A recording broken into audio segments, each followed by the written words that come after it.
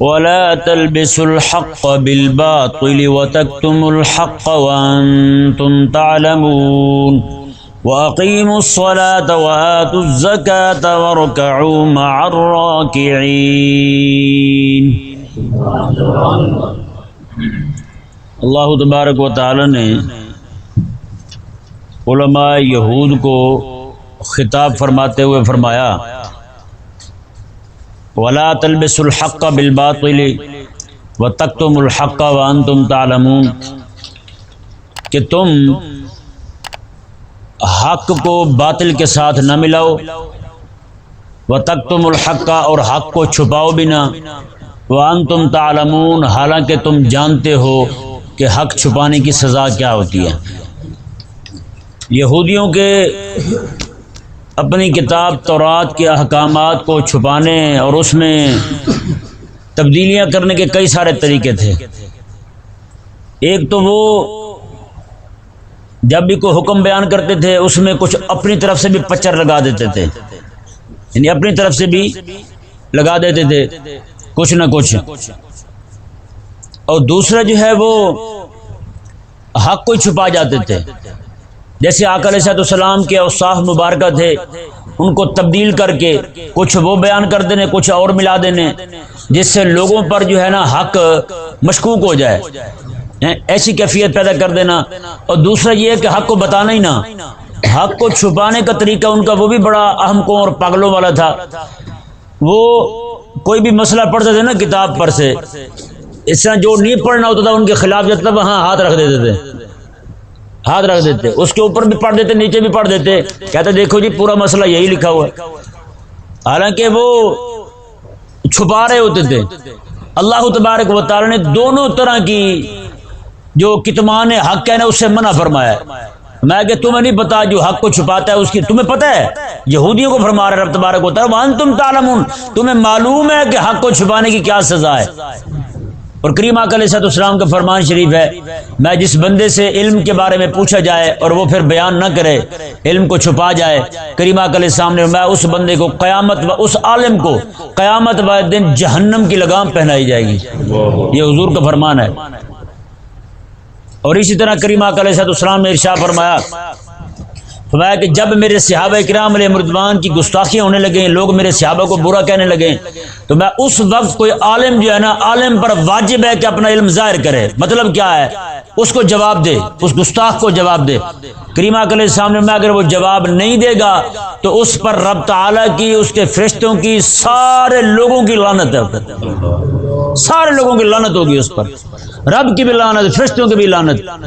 جی بتائیں جس بندے پر فرشتوں کی لعنت پڑ جائے کبھی اٹھ سکے گا؟ وہ کبھی نہیں اٹھ سکتا۔ تو یہ تو اس بندے کے متعلق ہے، اس عالم کا لفظ ہے حدیث شریف میں، یہ تو اس عالم کے بارے میں ہے جو بندہ رسول اللہ علیہ السلام کے صحابہ کی ناموس پر نہ بولے، تو جو بندہ رسول اللہ کی ناموس پر نہ بولے، جو آقا علیہ السلام کی عزت کا مسئلہ ہی چھپا جائے یار، اپنے چند روپوں کی خاطر، چند ٹکوں کی خاطر رسول اللہ علیہ السلام کی عزت و ناموس کا مسئلہ بیان نہ کرے، اس کا کیا بنے گا؟ وہ صرف یہی کہتا رہے کہ حالات صحیح نہیں ہیں، حالات صحیح نہیں ہیں، تو وہ تو لعنتی ہو گیا بھائی۔ حالات تو اب خراب ہوئے ہیں جب اس نے ناموس سے رسالت کا مسئلہ چھپایا، ناموس سے صحابہ کا مسئلہ چھپایا۔ جی آج صبح مجھے پتہ چلا ایک پاکستان کا ایک پیر ہے، بہت بڑا پیر ہے، وہ منت رنا پیر ہے، اس بدتمیز نے کچھ عرصہ پہلے آقا علیہ السلام کے صحابہ کو گالیاں دی تھی۔ ہاں لاکھوں مرید ہیں اس کے، صحابہ کرام علیہ رضوان کو گالیاں دی اس نے۔ آج مجھے صبح یہاں آنے سے پہلے نا مجھے پتہ چلا اس پہ فالج پڑ گیا ہے، اللہ تعالی نے اس پہ فالج ایسا نازل فرمایا کہ اس کی زبان ہی بند ہو گئی ہے۔ ہاں الحمدللہ اس کا دائیں جانب ساری بند ہوگی، بالکل مفلوج ہو کر پڑا ہے۔ اٹھا کے لے آتے ہیں مریدوں کے سامنے رکھتے ہیں، اسے لوگ چاٹ رہے ہیں اسے، جسے خدا تعالیٰ احمق کر دے، نادان کر دے، اسے پھر کون سمجھا سکتا ہے؟ اتنا بھی سمجھ نہ آیا انہیں کہ وہ رسول اللہ علیہ السلام کے صحابہ کو نعوذ باللہ کافر تک کہتا رہا۔ جی حضرت امیر معاویہ کو نعوذ باللہ من ذالک یہ لفظ بولا اس نے حضرت امیر معاویہ کے لیے، اور اپنے بیٹے کے متعلق کہا کہ جس نے میرے بیٹے کو دیکھ لیا اس نے علی کو دیکھ لیا۔ ہاں اور اس کا بیٹا داڑھی منڈا ہے، چھلا مچھا ہے، اس کے بارے میں کہا جس نے میرے بیٹے کو دیکھ لیا اس نے علی کو دیکھ لیا۔ اور اس نے کہا کہ میرے بیٹے کو ووٹ دینا، علی کو ووٹ دینا ہے. بتائیں، میرے بیٹے کو ووٹ دینا، علی کو ووٹ دینا ہے. بتائیں، جہاں نوبت اتنے تک پہنچ چکی ہو تو وہاں ظاہر بات ہے جیسی بارش ہوگی ویسے کھیتی ہوگی وہاں. اللہ تبارک و تعالی نے ارشاد فرمایا یہ بھی لوگ جو ہے نا، جس طرح وہ حق کو چھپا رہے تھے یہودی، اسی طرح کر کے آج بھی بہت سارے لوگ ہیں جنہوں نے لبادہ اسلام کو اڑا ہوا لیکن کردار ان کو یہودیوں والا ہے. وہ بھی رسول اللہ صلی اللہ علیہ وسلم کا دین چھپائے بیٹھے ہیں. آقا علیہ السلام نے جو دین عطا فرمایا تھا محبوب علیہ السلام کے صحابہ کو، صحابہ کرام علیہ رضوان سے چلتا چلتا ہم تک پہنچا ہے وہ دین. اب وہ دین بیان نہیں کر رہے. اگر وہ دین بیان کریں تو یہ حالات مومنوں کے اسی طرح رہیں، اہل اسلام اسی طرح خجل و خوار ہوتے رہیں. محبوب علیہ السلام کے صحابہ جو اسی طرح بھونکتے رہیں صحابہ کرام علیہ رضوان کو. آقا علیہ السلام کی گستاخیاں اسی طرح ہوتی رہیں. پھر دیکھیں جی، اللہ تبارک و تعالی نے ارشاد فرمایا وَأَقِيمُوا الصَّلَاةَ وَآتُوا الزَّكَاةَ وَارْكَعُوا مَعَ الرَّاكِعِينَ. فرمایا کہ تم نماز پڑھو اور زکوٰۃ دو، وَارْكَعُوا مَعَ الرَّاكِعِينَ، اور تم رکوع کرو رکوع کرنے والوں کے ساتھ. سبحان اللہ. یہ خطاب یہودیوں کو ہو رہا تھا نا. پہلے ان کو ایمان کی دعوت دی گئی، اب نماز کی اور زکوٰۃ کی اور ساتھ رکوع کرنے کی. جی یہ ذہن میں رہے کہ نماز اور زکوٰۃ جو ہے نا، اور آج جو میں نے بات کی تھی کہ عبادت ایک بدنی عبادت ہے ایک مالی عبادت، یہاں بھی وہی بات ہے. ہاں جی، ایک کہ صرف دو چیزوں کا ذکر کیا. کیا یہودیوں کو صرف دو چیزیں کرنے کا حکم ہے، نماز پڑھیں اور زکوٰۃ دیں میں چھٹی؟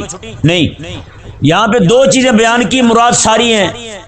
نماز قائم کرو. نماز کون سی عبادت ہے؟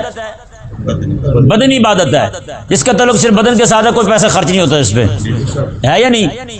اچھا، دوسرا جو ہے وہ زکوٰۃ دو. زکوٰۃ کون سی عبادت ہے؟ مالی عبادت ہے. تو بدنی عبادت میں ساری بدنی باتیں آ گئی نماز میں، اور مالی عبادت قربانی میں ساری مالی باتیں آ گئیں. تو رب تبارک و تعالی نے یہ نہیں فرمایا کہ صرف دو کام کرو، نہ، بلکہ رب تبارک و تعالی نے ارشاد فرمایا کہ جتنی بھی عبادات ہیں وہ ساری کی ساری بجا لاؤ. ہیں جی، اور آگے رب تبارک و تعالی نے ارشاد فرمایا وَارْكَعُوا مَعَ الرَّاكِعِينَ، اور تم رکوع کرو رکوع کرنے والوں کے ساتھ. ہیں جی، نماز میں رکوع تو آ گیا کہ نہیں؟ نماز میں رکوع آ گیا نا. جب نماز کا حکم دے دی تو رکوع بھی آ گیا. اس میں رکوع بھی ظاہر بات ہے، نماز کے علاوہ تو رکوع نہیں ہوتا. یہ ہوتا ہے نماز کے علاوہ رکوع، ہاں سجدہ تو ہوتا ہے نماز کے علاوہ، لیکن رکوع نہیں ہوتا نماز کے علاوہ. لیکن یہاں پر کیوں فرمایا رب تعالی نے کہ رکوع کرنے والوں کے ساتھ رکوع کرو؟ مطلب یہ ہے یہودیوں کو فرمایا رب تبارک و تعالی نے تمہارے اندر آ گیا تکبر، حسد نے تمہارا دماغ خراب کر دیا ہے. وَارْكَعُوا مَعَ الرَّاكِعِينَ، میرے محبوب کے صحابہ ان کے دلوں میں آج دی ہے، تم ان کے ساتھ کھڑے ہو کے رکوع کرو. میرے محبوب علیہ السلام کے صحابہ کی برکت سے تمہارے دل کے اندر بھی آج آ جائے گی. تم جو آج حق کے سامنے اکڑے ہوئے ہو، تمہاری یہ اکڑ ختم ہو جائے گی، حق کو تم قبول کر لو گے. جی یہ رکوع کا خاص طور پہ حکم دیا. آج جی سجدے میں بہت زیادہ ہے، لیکن رکوع میں جو بندہ جھوکی نہ رہا ہو اس کے رکوع تک آ جانا بھی بڑی بات ہے. کہ یہاں تک آ جائے اللہ تبارک و تعالیٰ آگے بھی توفیق عطا فرما دے گا اسے. ہمارے ایک بہت بڑے صوفی بزرگ گزرے ہیں، ان کے علاقے میں ایک محلہ تھا غلط عورتوں کا. جی وہ بزرگ رحمہ اللہ اپنے مریدوں کو کہنے لگے یار آج میرا دل کرتا ہے وہاں جاؤں، اس محلے میں جاؤں. انہوں نے کہا جی حضرت آپ کو کیا شوق چڑھ گیا اس عمر میں، آپ کی جوانی بیت گئی تقوی و طہارت میں، آپ بوڑھے ہو گئے ہیں تو آپ میں جانا چاہتا ہوں. وہاں گئے، ایک عورت جو ان کی وڈیری تھی نا اسے جا کے کہا کہ کتنے پیسے لیں گی آپ؟ اس نے کہا جی اتنے پیسے. کہا کہ پھر پیسے تمہاری مرضی کے، کام میری مرضی کا. اس نے کہا ٹھیک ہے. وہ بزرگ رحمہ اللہ گئے، جا کے اسے کہا کہ اس طرح دیکھو پہلے غسل کرو تم. اس نے غسل کر لیا، کپڑے وغیرہ پہن کے باہر آ گئی. آپ نے مصلی بچھاؤ. وہ آگے سے کٹ مٹ کرنے لگی. میں دیکھو طے ہوا ہے، پیسے تمہاری مرضی کے، کام میری مرضی کا، جو میں کہوں گا وہی تمہیں کرنا پڑے گا. اس نے کہا ٹھیک ہے بھائی. اس نے مصلی بچھا لیا، نماز شروع کی. جیسے وہ گئی نا سجدے میں تو انہوں نے ہاتھ اٹھا دیے، مولا یہاں تک میں لایا ہوں، سر میں نے جھکا دیا، دل تو موڑ دے اس کا، دل تو موڑ دے. بعد وہ مائی صاحبہ اٹھی نا جی، وہ سیدھی ان بزرگوں کو کہنے لگی آپ جائیں جی، میں نے اب کوئی کام نہیں کرنا غلط. انہوں نے کہا بس میں تجھے یہیں تک پہنچا کے تجھ سے یہی سننے کے لیے آیا تھا. ہیں جی بتائیں. تو میں کہ ایک مرتبہ آ تو جائے نا, جو بندہ جھک ہی نہیں رہا ہو, اکڑا کھڑا ہو, بدماش بن گیا ہو, حق کو ٹھکرا رہا ہو, حق کو چھپا رہا ہو, تو وہ بندہ رکوع تک آ جائے, بڑی بات ہے. رکوع تک آ گیا, اللہ تبارک و تعالیٰ آگے بھی اس کا دل پھیر دے گا. لیکن وہ جو تھے لیکن یہ بھی ذہن میں رہے, ان کے ہاں جو رکوع تھا نا, ان کی نماز میں وہ رکوع اس طرح نہیں تھا جیسے ہمارے ہاں ہوتا ہے. جیسے ہم رکوع کرتے ہیں اس طرح وہ رکوع نہیں کرتے تھے, ان کا اپنا ہی کوئی انداز تھا. بہرحال انہیں یہ کہا گیا کہ تم رکوع کرو جیسے میرے حبیب کے صحابہ کرتے ہیں. اور مع الراکعین, مع کا لفظ کیوں فرمایا؟ محبوب کے صحابہ کے ساتھ رکوع کرو. میں کہ عاجزی والے لوگوں کے ساتھ کھڑے ہوگے, اللہ تبارک و تعالیٰ تمہارے دلوں میں بھی عاجزی پیدا کر دے. ہیں جی.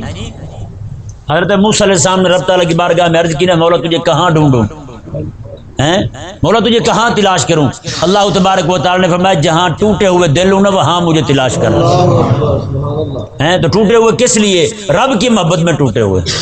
رب کی محبت میں, یہ نہیں کہ کسی سے بیوی سے ناراض ہوا ہے, وہ لڑ پڑی ہے تو اب دل ٹوٹا ہوا اس کا, تو کوئی وہ اللہ کا ولی بن گیا ہے.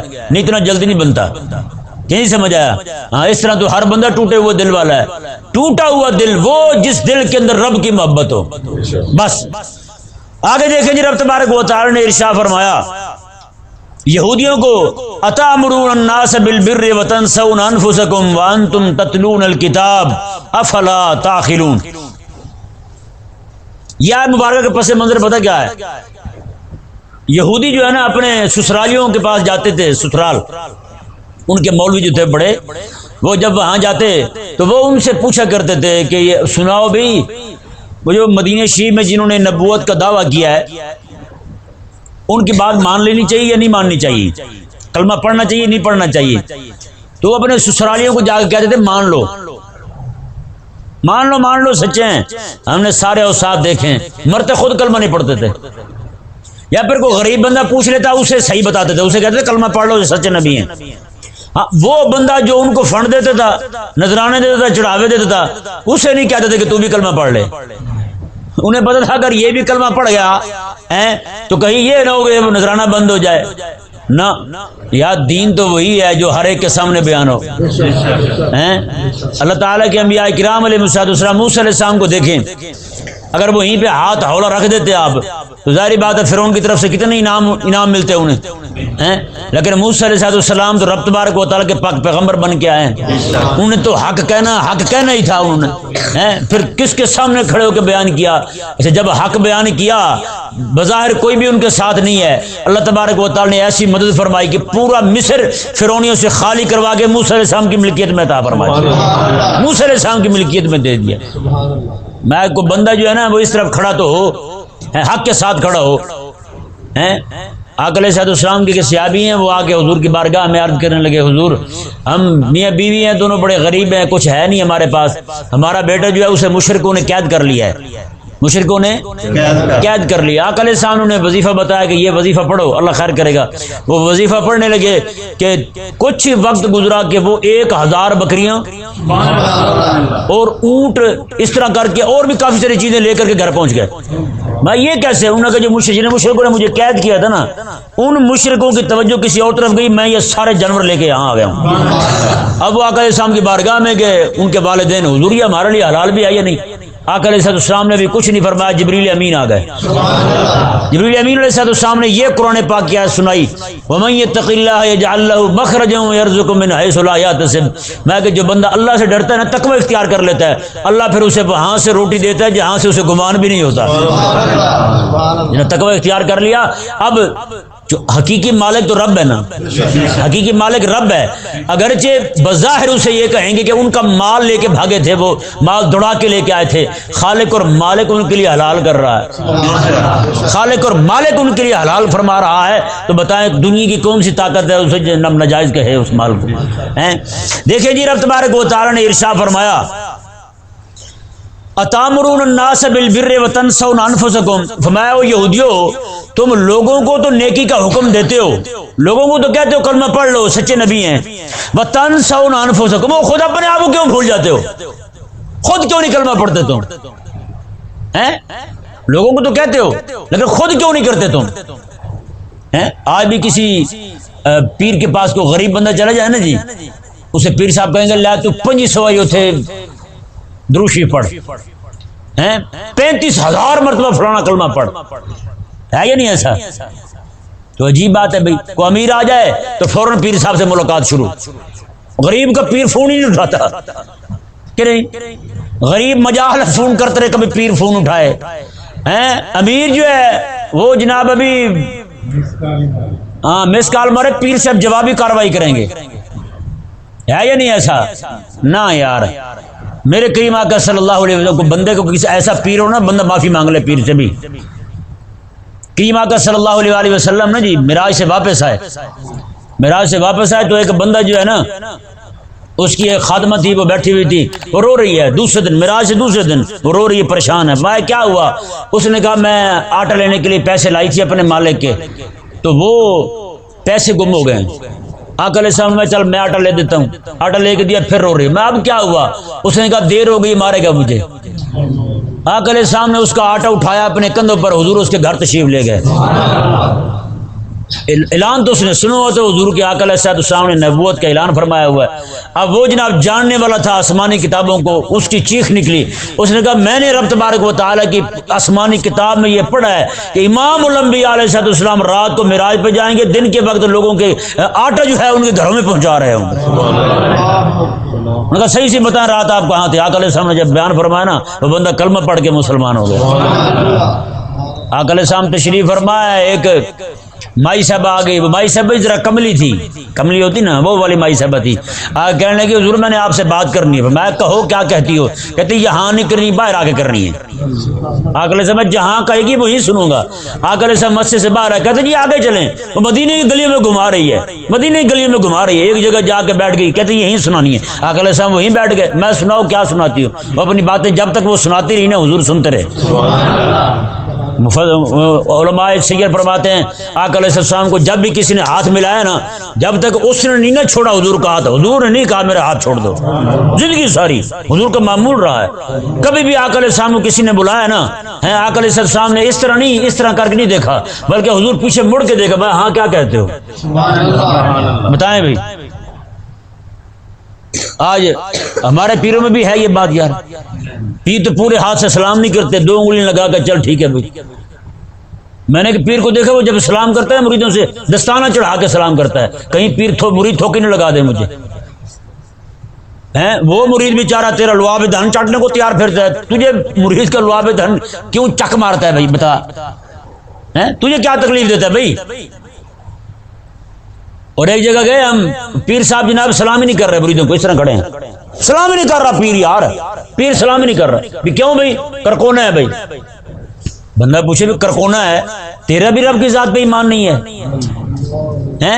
حضرت عمر رضی اللہ عنہ اس وقت ایک مشہور تھی فلاں بیماری جسے ہو نا، اس بندے کے ساتھ کو بندہ کھانا نہ کھائے، اس کے ساتھ کو بیٹھے نہ، اس کے ساتھ کو بات نہ کرے کہ وہ بیماری جسے لگ جائے وہ آگے منتقل ہوتی جاتی ہے، وہ متعدی بیماری ہے، بڑھتی جاتی ہے.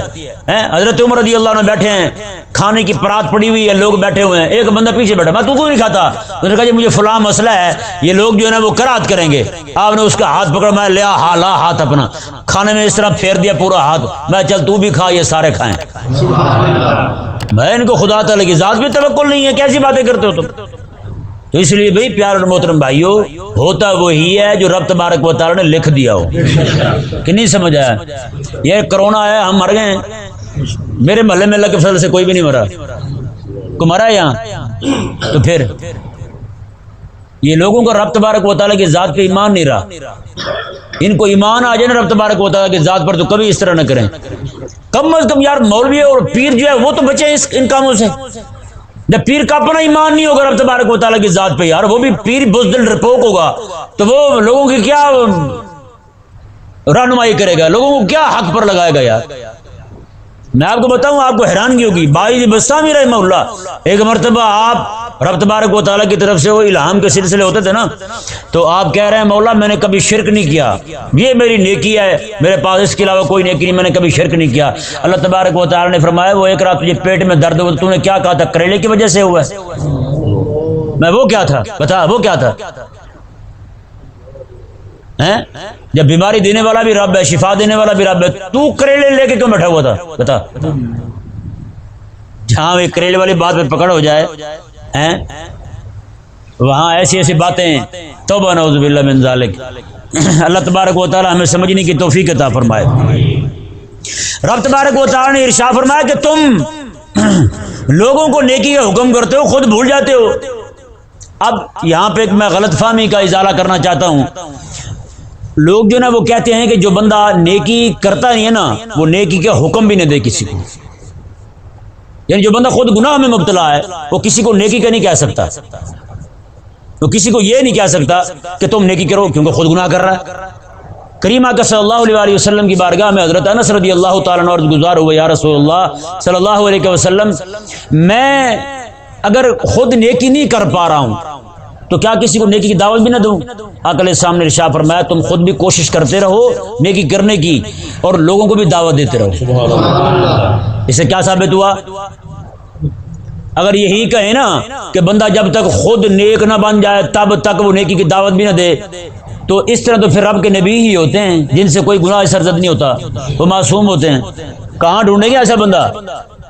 کہیں بھی نہیں ملے گا، گناہ تو ہوگا بھائی کہیں نہ کہیں۔ تو پھر یہ بھئی اس آیت مبارکہ کا یہ مفہوم لوگوں نے یہ بنا رکھا ہے کہ انہیں نیکی کرنے پر ان کی مذمت کی جا رہی ہے، اس بات پر مذمت کی جا رہی ہے کہ تم پھر لوگوں کو کہتے کیوں ہو؟ نہ، اس پر مذمت نہیں، اس پر ان کی مدح ہے کہ تم لوگوں کو تو کہتے ہو، وہ خود کیوں نہیں کرتے؟ خود نہ کرنے پر ان کی مذمت ہے کہ نہیں سمجھ آیا مسئلہ؟ اکثر گھروں میں پھوپھیاں بیٹھی ہوتی ہیں، وہ کیا کرتی ہیں؟ اب بیٹے اگر تو نے نماز نہیں نہ پڑھنی پھر پردہ بھی اتار دے۔ عجیب بد دماغ ہے پھوپھو بھائی، ابھی ایک نیکی نہیں ہو پا رہی اسے تو دوسری بھی چھوڑ دے۔ بھائی ہر نیکی کا اپنا اپنا کا مقام ہے، نیکی کو گناہ گناہ کرنے کا سبب بھی نہ بناؤ اور گناہ کو نیکی کے ترک کا سبب بھی نہ بناؤ، یہ دونوں بنے۔ مثال کے طور پہ کوئی بندہ، اب میں انہیں کہتا ہوں کہ آپ یہ فرمائیں کسی بندے کو روٹی کھانا منع ہو جائے تو وہ کھانا شروع کر دے تلبینہ، کیا کھائے؟ تلبینہ لوگ بناتے ہیں خود ہی کھا جاتے ہیں، بتاتے بھی نہیں کسی کو کہ نہیں تلبینہ بڑی طاقت والی شے ہوتی ہے، ہاں یہ کھا کے دیکھیں نا بندہ مضبوط ہو جاتا ہے، یہ آقا علیہ السلام تناول فرمایا کرتے تھے، ہاں یہ حضور کی سنت ہے کھانا، ہاں جی یہ کھانا بھی سنت ہے اور کھلانا بھی سنت ہے، ہاں یہ دونوں چیزیں اس لیے بتانی چاہیے کہ سمجھ آ جائے کسی کو بھائی ہیں ویسے شغل لگا رہا ہوں۔ اچھا تو یہ کریم آقا صلی اللہ علیہ وسلم، اب کوئی بندہ بیمار ہو گیا جی، اسے حکیم نے کہا روٹی نہیں کھانی دلیا کھانا ہے، اب وہ گھر آ کے دلیا کھا رہا ہو تو وہ پھوپھ بیٹھی ہے، پھوپھ کہے بیٹے یہ روٹی نہ کھانی پھر دلیا بھی نہ کھا، یہ بیوقوفوں والی بات ہے یا نہیں؟ بتائیں بھائی، تو یہ پھر کیسے بات درست ہو گئی کہ یار آپ سموسے نہیں کھاتے ہو تو پھر آپ اس روٹی کیوں کھاتے ہو؟ آپ کٹے کا گوشت نہیں کھاتے تو بکرے کا کیوں کھا جاتے ہیں؟ بھائی کٹے کا اسے منع ہوگا، حکیم نے منع کیا ہوگا، ڈاکٹر نے منع کیا ہوگا، بکرے کا جو کھانا ہے وہ تو کھانے دو۔ یہاں پہ آ کے سارے دنا بن جائیں گے، بھائی وہ بھوکا مر جائے گا۔ لیکن جیسے بات آئے گی نیکی کی، اور بھائی اگر آپ نے جھوٹ بولنا ہے نا داڑھی کٹوا دیں، پھر یہ کیا وہ دو گناہ اکٹھے کرے پھر ٹھیک ہے، ایک کر رہا ہے ایک تو نیکی کر رہا ہے، اور تم ایسے احمق ہو اسے دو گناہوں پہ لگانا چاہتے ہو، تم سے بڑا شیطان کون ہے؟ اچھا جی دیکھو اگر آپ نے سچ نہیں نہ بولنا، آپ پھر یہ نماز روزہ سب چھوڑ دو، کچھ بھی نہ کرو گے، کیوں بھائی یہ کس نے کہا ہے بھائی؟ اچھا قیامت والے دن جب یہ پکڑا جائے وہ اس کے نامہ مال میں ایک گناہ ہو نا، اگر تیری وجہ سے دو آ گیا تو پھر کیا کرے گا؟ اور تیری بات مان کے اور روزہ بھی چھوڑ دے اور نماز بھی چھوڑ دے پھر کیا بنے گا بھائی؟ تو یہ ذہن میں رہے بھی دو چیزیں، نماز نیکی کرنا یہ الگ واجب ہے اور نیکی کا حکم کرنا یہ الگ واجب ہے، دونوں کو ذہن میں رکھیں، نیکی کرنا الگ واجب ہے اور نیکی کا حکم کرنا الگ واجب ہے۔ تو بندہ بے وقوف ہی ہوگا جو یہ کہے یار ایک واجب پورا نہیں کر رہا تو دوسرا بھی پورا نہ کرو۔ یہ لوگ ایسے لوگوں کو جا کے کہتے ہیں یار تیرا بیٹا نماز تو نہیں پڑھتا تھا شادی کیوں کروا دی؟ جب تیرا بیٹا فرض نہیں ادا کرتا تو سنت پہ عمل کیوں کرا دیا اس کا تم نے؟ آپ کی بیٹی جو ہے وہ رب تبارک و تعالیٰ کا حکم مان کے پردہ نہیں کرتی تھی، فرض پورا نہیں کرتی تھی، آپ نے سنت پر عمل کرتے ہوئے اس کا نکاح کروا دیا ہے. یہ کیوں کیا آپ نے بھائی؟ وہ بھی نہ کرو بھائی، تم نے پردہ نہیں کرنا تو نکاح نہ کرو. تمہارا بیٹا نماز نہیں پڑھتا تو وہ نکاح نہ کرے. ویسے ایک بات بھی بڑی افسوس والی ہے، پوری امت میں نا ان کو سب سے زیادہ سنت جو پسند ہے نا وہ نکاح والی آئی ہے کہ نہیں؟ ہاں، جس کو دیکھو نماز نہیں پڑھی جاتی، روزہ انہیں رکھا نہیں جاتا. وہ ایک بندہ تھا نا، اس کی بیوی نے کہا کہ نام اس کا جو بھی ہوگا، باہر اس نے کہا کہ پپو آپ نماز پڑھو گے، رمضان شریف آ گیا ہے. اس نے کہا تجھے پتہ ہے میں بیمار ہوں. اس نے کہا تراوی. اس نے کہا تمہیں پتہ نہیں میں بیمار ہوں. اس نے کہا تو پھر روزہ. اس نے کہا تمہیں پتہ نہیں میں بیمار ہوں. اس نے کہا افطاری. اس نے کہا اتنا بھی کافر نہ سمجھ، ہم مسلمان تو ہوں نا آخر. اس نے کہا اب افطاری بھی نہ کروں، یہ تو بات ہی غلط ہے نا، کم از کم مسلمان ہونے کا ثبوت تو دوں میں. عجیب لوگ ہیں. اللہ تبارک و تعالیٰ ہمیں سمجھنے کی توفیق عطا فرمائے. بھائی دیکھیں، نیکی کرنا ایک الگ واجب ہے، نیکی کا حکم کرنا الگ واجب ہے. کوئی بندہ ایک واجب کو چھوڑ رہا ہے، دوسرے واجب کو چھوڑنے کی دعوت دینا یہ پرلے درجے کی حماقت ہے اور یہ پاگل پن ہے. تو بندہ اب ایک بندہ نے مجھے کہنے لگا کہ دیکھیں یہ بات تو صحیح ہے نا، ویسے جو بندہ نیکی نہ کرے، خود گناہ میں مبتلا ہو، دوسروں کو دعوت نہ دے نیکی کی. پھر اب وہ بندہ جو ہے نا، اس کا بیٹا حفظ پڑھ رہا تھا. میں نے اسے پکڑ لیا، میں نے کہا یہ آپ کا بیٹا حفظ کر رہا ہے؟ کہتا جی ہاں. میں نے کہا کس نے کہا اسے؟ کہتے میں نے کہا ہے. میں نے کہا آپ نے تو نہیں کیا. کہتا ہے وہ میں نے نہیں کیا، اسے بھی نہ کرواؤں. میں نے کہا جو نے کیا آپ نے نہیں کی وہ کسی کو کیوں کہیں گے؟ کہتا بات تو آپ کی صحیح ہے، میرے سمجھ میں آ گئی. میں نے کہا پچھلی بھی آئے سمجھ میں، جو تو مجھے سمجھا رہا تھا. یہ ذہن میں رہے بھائی، ایک واجب اگر آپ سے ترک ہو رہا ہے تو دوسرا ترک نہ کریں. کم از کم آپ کے نام مال میں ایک گناہ ہو نا، دو تو نہ ہو. یہ عجیب قسم کا منہج ہے ان کا، عجیب دعوت ہے ان کی، نعوذ باللہ من ذالک. ہر گھر کے اندر یہ مسئلہ ہے جناب. اگر سگریٹ پی رہے ہو تو پھر داڑھی نہ رکھو جی. ایک بندے کو میں نے کہا یار داڑھی رکھو، کہتے میں سگریٹ پیتا ہوں نا اس لیے داڑھی نہیں رکھتا ہوں. بہت اچھا. میں نے کہا تیرا دھواں نیچے کی طرف جاتا ہے کہ نہیں جی؟ دھواں تو اوپر کو جاتا ہے نا، مار کے. چلو ایک تو کام کر رہا ہے غلط ہو تو دوسرے کم از کم نیکی والا کام تو کر. اللہ تبارک و تعالیٰ اس امت کو سمجھ عطا فرمائے جی. اللہ تبارک و تعالی نے ارشاد فرمایا اتامرون الناس بالبر وتنسون انفسکم وانتم تتلون الکتاب. میں کہ تم لوگوں کو نیکی کا حکم کرتے ہو اور خود کو بھول جاتے ہو. وانتم تتلون الکتاب، حالانکہ تم تو کتاب کی تلاوت کرتے ہو. یعنی یہ مسئلہ ان کی کتاب میں بھی لکھا ہوا تھا کہ تم خود بھی کرو اور لوگوں کو بھی دعوت دو. خود بھی کرو، نیک کام کرو اور لوگوں کو بھی دعوت دو. آگے اللہ تعالیٰ میں افلا تعقلون، تمہیں عقل نہیں آتی؟ اس سے ثابت کیا ہوا؟ یہودی رسول اللہ علیہ السلام کا کلمہ پڑھیں گے تو عقل والے ہوں گے، ورنہ نہیں. یہودی پاگل ہیں، یہودی پاگل ہیں، یہودی عقل والا نہیں ہے. یہ ذہن میں رہے. ہمارے بزرگوں نے یہاں تک لکھا ہے جو یہودیوں کو کافروں کو عقل والا کہتا ہے وہ بندہ ہی کافر ہے، وہ مسلمان نہیں ہے. کیوں؟ جنہیں رب تبارک و تعالیٰ میں تمہیں عقل نہیں آتی. عقل کیا ہے؟ رسول اللہ علیہ السلام کی نبوت کو، ختم نبوت کو ماننا عقل ہے. ہاں یہ عقل ہے، یہ فہم ہے، یہ دانائی ہے، یہ سمجھداری ہے. رب تبارک و تعالیٰ نے ارشاد فرمایا وَاسْتَعِينُوا بِالصَّبْرِ وَالصَّلَاةِ. فرمایا تم روٹیوں کے پیچھے بھاگتے پھرتے ہو، نذرانوں کے پیچھے بھاگتے ہو، آؤ وَاسْتَعِينُوا بِالصَّبْرِ وَالصَّلَاةِ، تم نماز سے اور صبر سے مدد مانگو. وہ تمہیں پریشانی لگی ہوئی نا روٹی کیسے کھائیں گے، میں آؤ نماز تم پڑھنی شروع کر دو، صبر تم کرنا شروع کر دو گے، تمہارے یہ مسائل بھی حل ہو جائیں گے. آگے فرمایا وَإِنَّهَا لَكَبِيرَةٌ إِلَّا عَلَى الْخَاشِعِينَ، اور بے شک نماز جو ہے نا یہ متقی لوگوں کے علاوہ، رب سے ڈرنے والوں کے علاوہ ہر ایک بندے پر بھاری ہے. نماز بھاری ہے ان پر. بتائیں جی آج جنہیں نماز بھاری پڑتی ہے وہ بندہ غور کرے.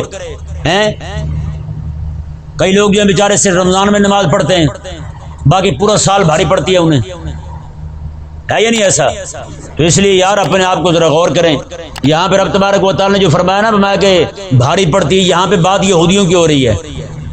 میں یہودیوں پہ بھاری پڑتی ہے، محمد عربی کے غلاموں پہ تو بڑی آسان ہوتی ہے نماز پڑھنا. اللہ تبارک و تعالیٰ نے ارشاد فرمایا الذین یظنون انہم ملاقو ربہم، میں کہ یہی خشوع والے جو ہیں یہ یقین رکھتے ہیں کہ ان کے رب کے ساتھ ملاقات ہونے والی ہے، رب کی بارگاہ میں پیش ہونے والے ہیں. وانہم الیہ راجعون، اور یہ اسی کی طرف لوٹنے والے ہیں. اللہ تبارک و تعالیٰ ہمیں سمجھنے کی توفیق عطا فرمائے.